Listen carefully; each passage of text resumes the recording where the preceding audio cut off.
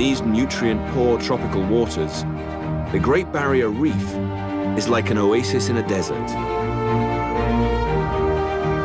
drawing in oceanic travelers and predators that use the reef for cover. In the calm water between reef and land, beds of seagrass beckon green sea turtles. They spend their young lives in deep water, eating small sea creatures. But as adults, they go vegetarian. Weighing an average of 450 pounds and protected by a tough shell, it has little to fear from most residents of the reef. But there's one very big exception.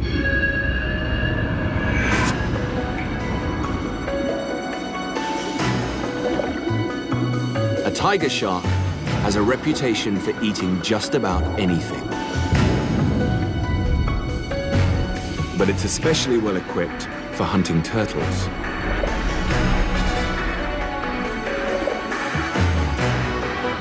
As long as the turtle hugs the bottom, it's safe. But it has to surface to grab a breath.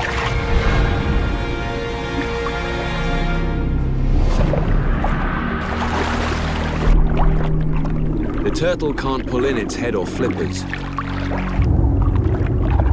But even if it could, the tiger's shear-like jaws slice right through the shell.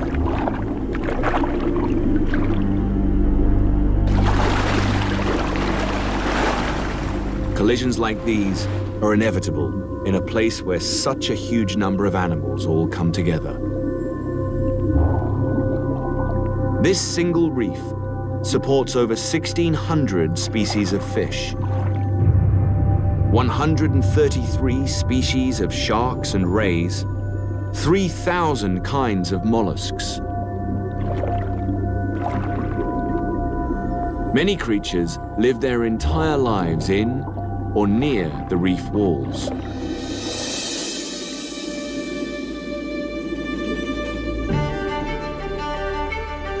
The world's largest coral reef, a hunter nearly as old as the forest itself.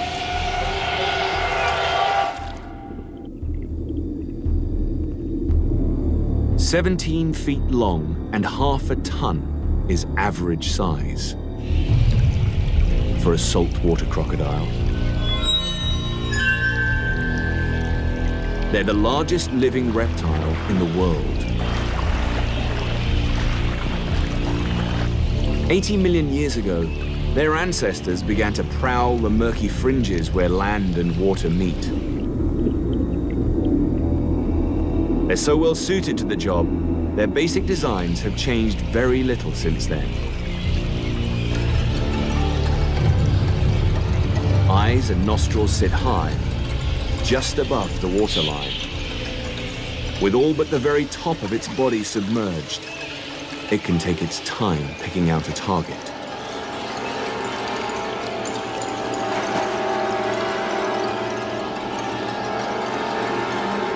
Sweeping its tail like a massive oar, the crocodile launches 8 feet out of the water.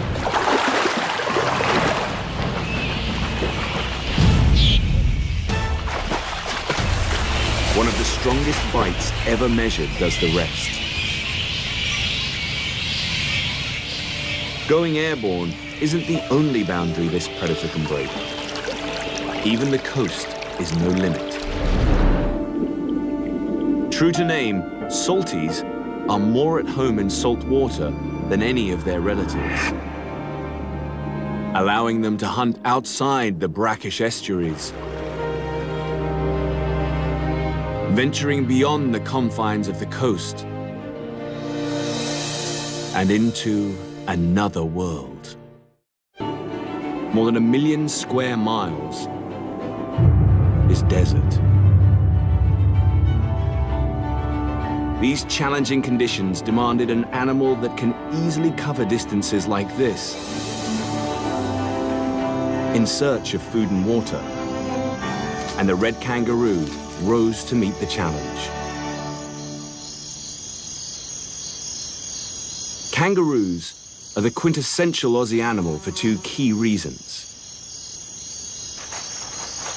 They're marsupials, mammals that bring up their babies in pouches, and they're macropods, literally meaning long foot. They're not native to any other continent, but they rule this one.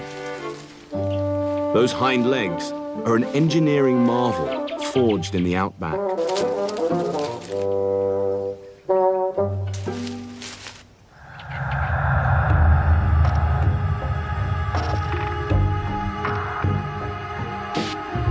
When a kangaroo hops, spring-like tendons capture the energy from each landing and use it for the next launch.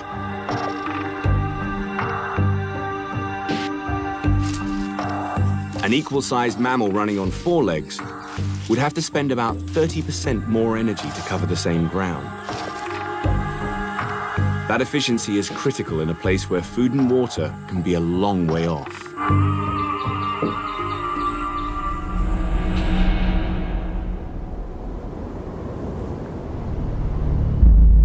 But even with their advantages, some don't make it to the water in time.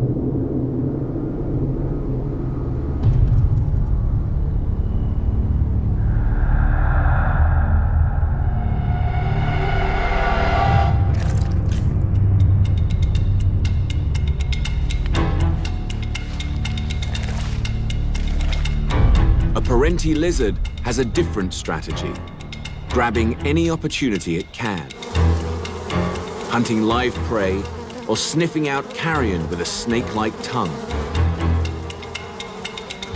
It's over 6 feet long, the largest lizard in Australia. But even a small kangaroo will provide several meals.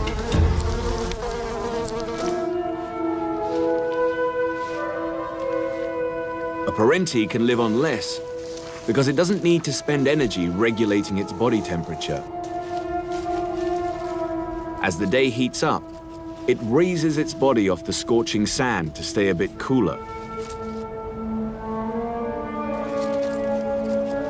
Hot days and chilly nights, it ducks into its burrow, hiding from the elements or staying on the move. That's how to deal with life in the Australian desert. But Australia wasn't always this way. For the last 30 million years, the lone continent has been slowly inching toward the equator, growing ever hotter and drier. Once upon a time, it was a greener, wetter place. Leaving the arid center and heading 1,000 miles to the Queensland coast, there is one remaining sliver of this bygone era. It's called the Daintree. It may be small, but it's older than the Amazon, perhaps 180 million years old. Some say it's the oldest rainforest on Earth.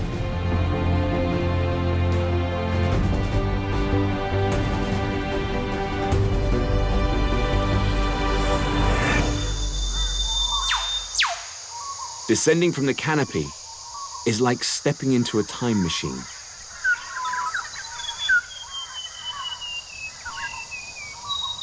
Most of the animals that now populate Australia started out in a climate like this.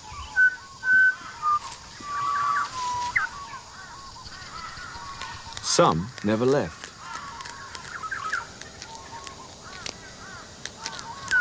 This is Kangaroo version 1.0.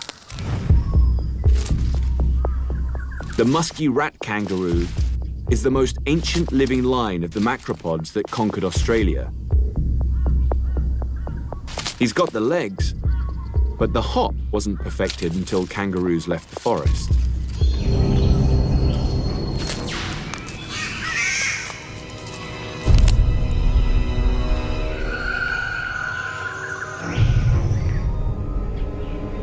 Other prehistoric animals really look the part.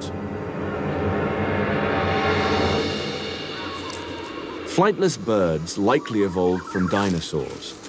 They began gardening this forest around 65 million years ago. The cassowary is their direct descendant. It still can't fly, but it can find everything it needs on the forest floor.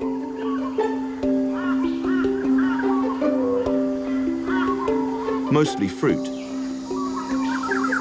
Some contain seeds too big for other animals to ingest, but the cassowary manages.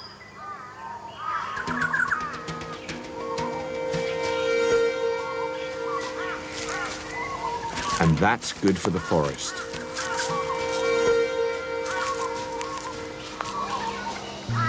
A detour through a cassowary's gut can improve some seeds' chances of sprouting as much as 20-fold.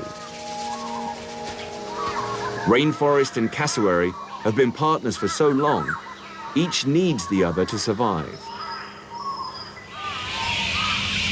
Where birds patrol the ground, mammals take to the trees.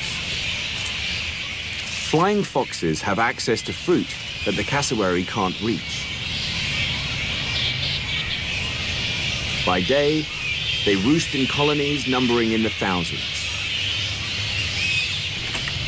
Older, more dominant males seize the higher branches, forcing younger bats to roost near the water.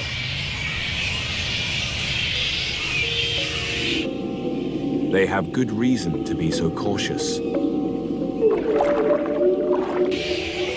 Reef could only have formed under just the right conditions. The first coral grew on a sunken plateau of built-up sediment, sediment that had to come from somewhere. It took the power of erosion, flowing fresh water, and mountains of rock to scour and wash downstream. In Australia, all that is delivered by the Great Dividing Range. These mountains tower over the east coast for 2,300 miles. To this day, they capture rain, sending water and fertile soil downstream. Not surprisingly, most of the country's human inhabitants live in the fertile east. Just beyond Sydney, the Blue Mountains hold temperate rainforests and tall stands of eucalyptus. But this is Australia. Heat and drought are never far away. These forests must face the possibility of destruction in order to survive.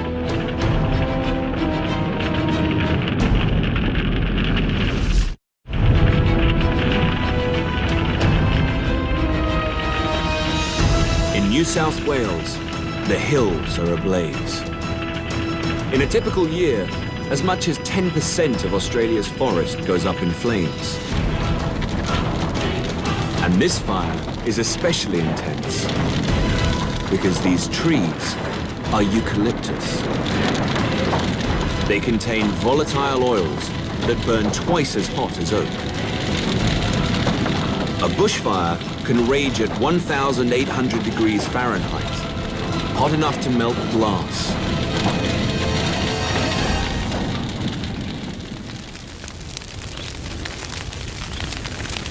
But the inferno doesn't mean the end of this forest. Eucalyptus trees have evolved not just to survive fire, but to exploit it. The heat triggers dormant shoots under the bark to awaken.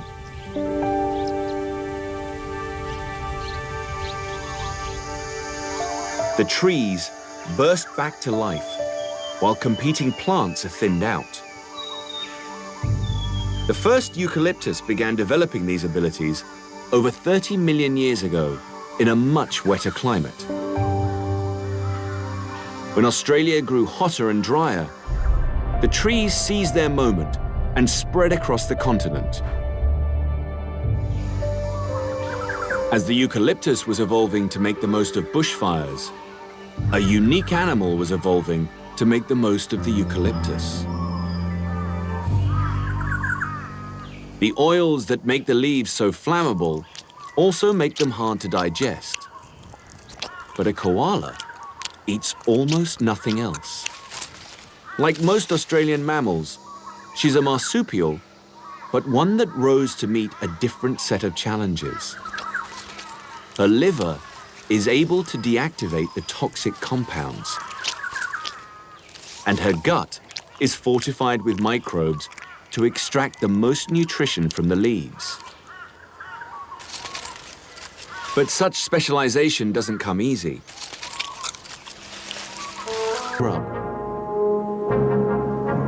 The highlands that send rain to the east rob the land to the west of its water. At least on the surface. Far below some of the world's driest land lies one of its biggest reservoirs. From the mountains to the arid center, Australia's Great Artesian Basin spans 656,000 square miles. The water flowing beneath it could fill all of North America's Great Lakes 2 times over, including a newcomer from a faraway land who happens to fit in a little too well. Everywhere there is desert, animals have found ways of adapting to the environment. Australia's separation from the other continents allowed some unique adaptations to flourish. But traditional designs can work just as well.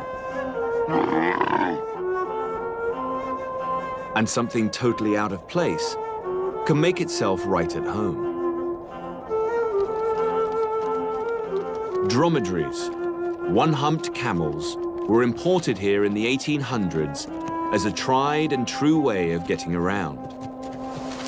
With the rise of the automobile, the camels were abandoned. They were well equipped to take advantage of the situation. To keep out the sand, they've got double eyelashes and nostrils that can seal up tight. And of course, there's the famous ability to go without a drink, thanks in part to kidneys and to intestines that retain water. The hump actually has nothing to do with water conservation. It serves as fat storage for times when food is in short supply. For a dominant male, the goal is to look seductive to females and intimidating to other males. That's achieved in a few different ways.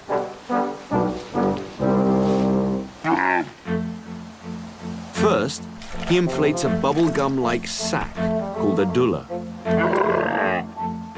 Then he adds a few flourishes, grunts, gurgles, and a liberal amount of foamy saliva. And if rivals don't back down, a good body check is always an option.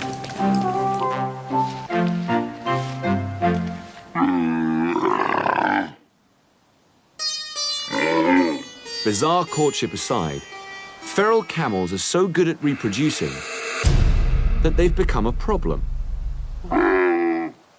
There are about 300,000 camels at last count, and without official population control, their numbers could double every 10 years.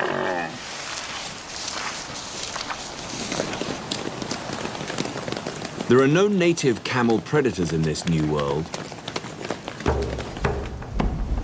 but there is a voracious hunter of another kind. It's built like a tank, with armored spines, able to take whatever the desert can dish out. So fearsome in appearance and demeanor, it earned the name Thorny Devil. It's equipped to kill its victims by the hundreds. Luckily, it's only 4 inches long. Desert life is good for this little devil. Most mornings, after warming up in the sun, it locates a trail of foraging ants. Not a difficult task in the desert. Then it lets the conveyor belt deliver food, one bite at a time. A single ant isn't that nutritious, so the thorny devil has to eat a lot of them, around 750 a day.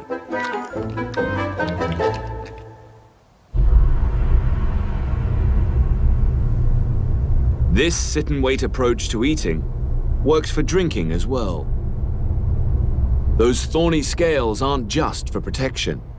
They're one of the most ingenious desert adaptations. Whenever the little devil encounters water, all it has to do is touch it.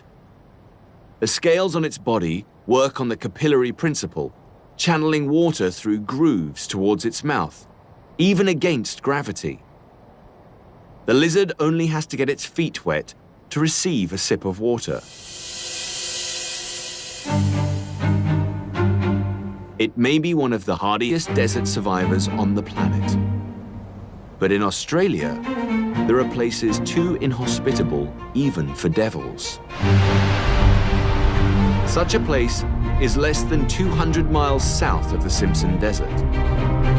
At 50 feet below sea level, it's the lowest point on the continent. Kati Tanda, Lake Eyre. European settlers called it the Dead Heart. Once, this was a lush inland sea fed by rivers. From above, the channels of ancient waterways are still visible. As Australia drifted toward the tropics, the climate warmed and the rivers dried. Now, all that remains is 3,700 square miles of salt crust and sand, burning as hot as 120 degrees in the summer. In a year, Lake Eyre might only receive 5 inches of rain. But every so often, the past returns. Weather and geography conspire, and together awaken a sleeping giant.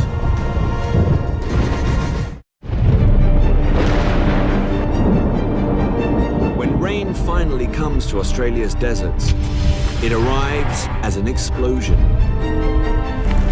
Minor floods can strike every few years.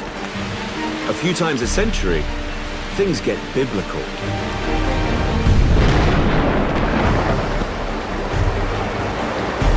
When a storm of the decade hits, much of the water doesn't flow toward the sea.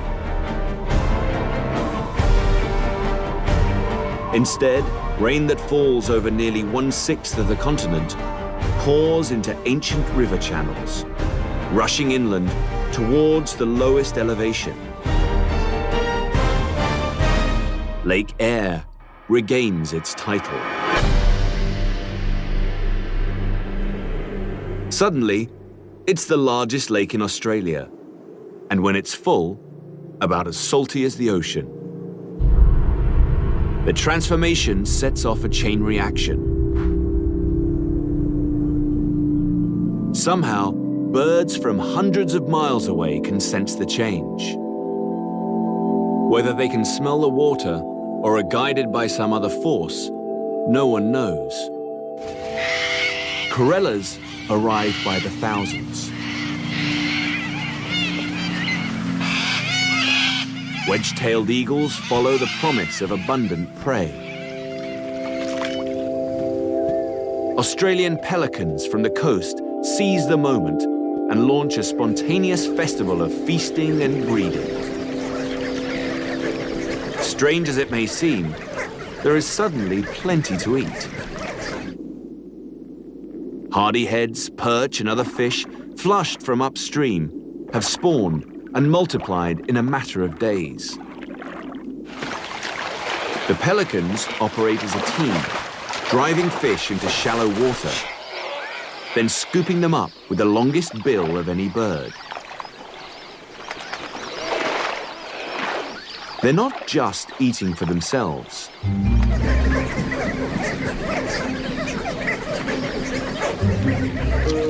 Pelicans breed whenever the time feels right.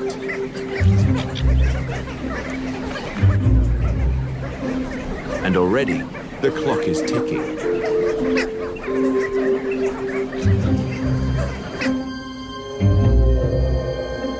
Lake Eyre began evaporating as soon as it filled up.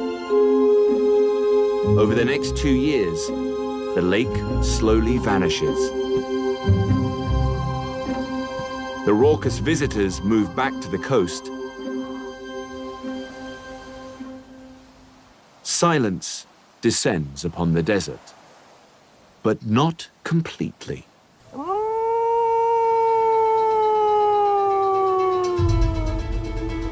Not all the opportunists have departed. One animal hangs on without any special adaptations, just brains and tenacity. The dingo has carved out a niche for itself, even in Australia's harshest places. But its presence here is controversial. DNA evidence confirms their ancestors were Asiatic wolves. So it's likely they arrived here in the company of Asian voyagers 3,500 years ago or more. When the travelers left, the dogs stayed behind.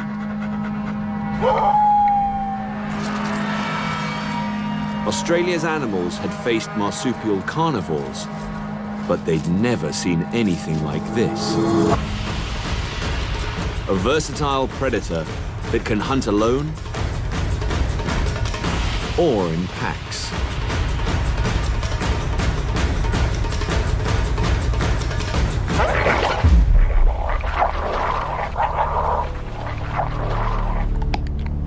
And a family structure where sharing the spoils of the hunt increases everyone's chances of survival. When European settlers arrived, dingoes quickly adapted to a new source of prey. The temptation has been their undoing.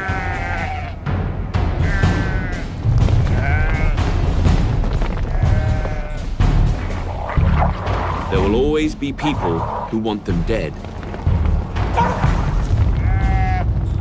or at least confined to the outback.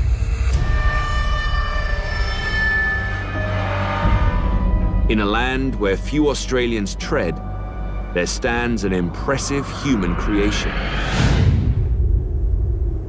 The dog fence slices through more than 3,000 miles of the country. An early 20th century solution intent on banishing dingoes to the desert. And heading west, it's desert for days.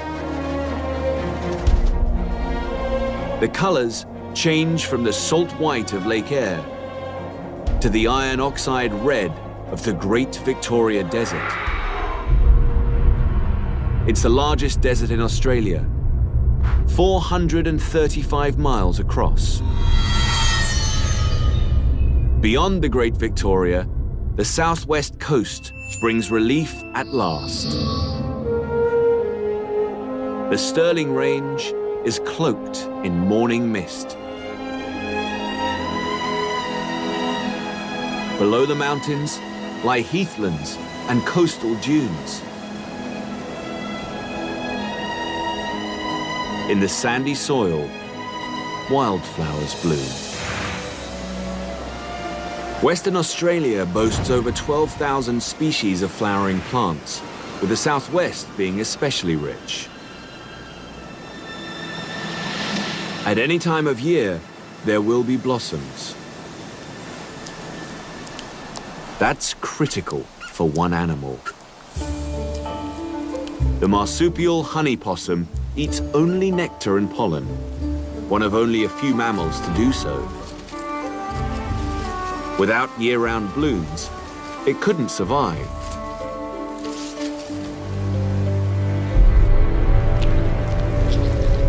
Its tongue is a specialized tool, outfitted with a brush-like surface to dip into flowers and scrape off the pollen. In return, honey possums pollinate the plants, just as a honeybee would. Plants that keep the dunes from blowing into the sea. In Australia, there may be no better example of the interconnection of the land and the life it holds. On the southern coast, gentle dunes are the exception to the rule. The land looms ever higher and more rugged. Heading back eastward, where the barren Nullarbor Plain is cut off in a long arch, it forms a broad open bay called the Great Australian Bight. One of Australia's most remote places is also one of its most dramatic. Bunda Cliffs plunge 300 feet down. Part of the longest stretch of coastal cliffs in the world. Beyond Land's End, a warm coastal current collides with cooler water from the Southern Ocean. When summer winds push the warm water offshore, a cold upwelling rises to replace it, whipping up banks of coastal fog and creating a sea rich in life. Fur seals live here year-round to take advantage of plentiful fish and squid. When they're not hunting, they stick close to rocky islands and coves, enjoying prime access to Australia's best surfing.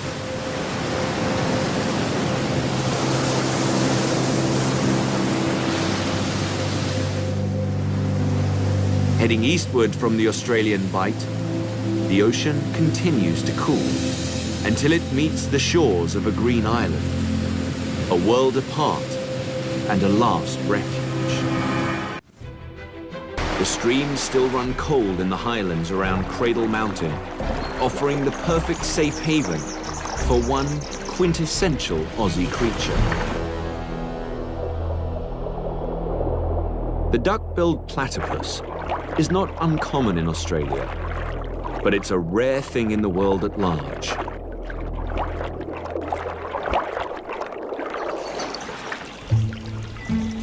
It's one of only two living types of monotreme, platypus and echidna, an ancient kind of mammal that lays eggs, only found in Australia and New Guinea.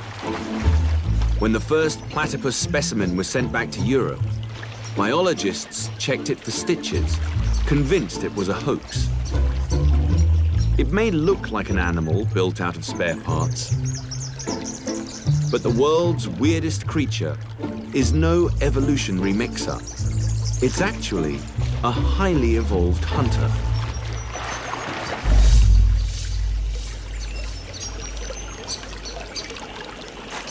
More than just a mouth, that duckbill is a sophisticated sensory device, a bit like a personal metal detector.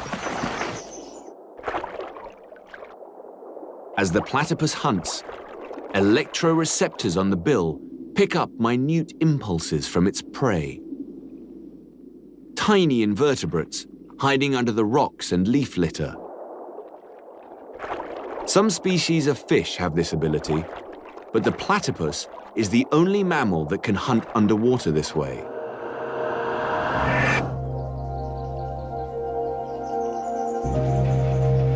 Protecting the last strange creatures is Tasmania's gift to the world.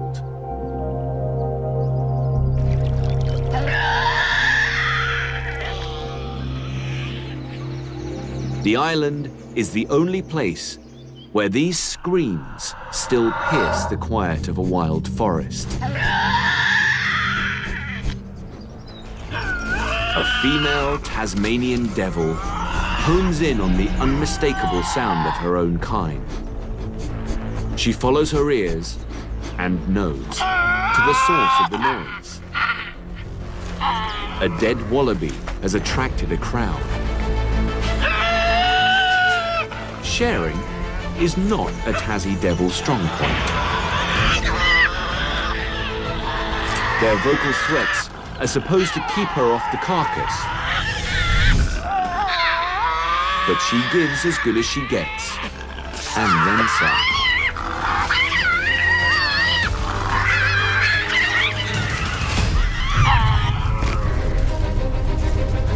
They're no bigger than a small dog, but ferocity makes up for stature.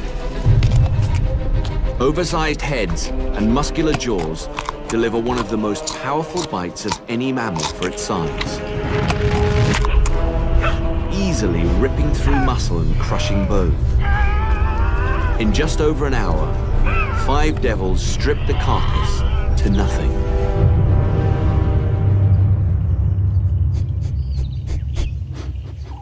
Today, Tasmanian devils are the largest living marsupial carnivore. But now they're battling disease. So devils are being reintroduced to nearby islands to create separate populations. And plans are afoot to restore them to the mainland. The island isolation that once protected its creatures also leaves them vulnerable to sudden change. It's a story told across all of Australia, from the deserts of the interior to the green fringe to the wild reef beyond.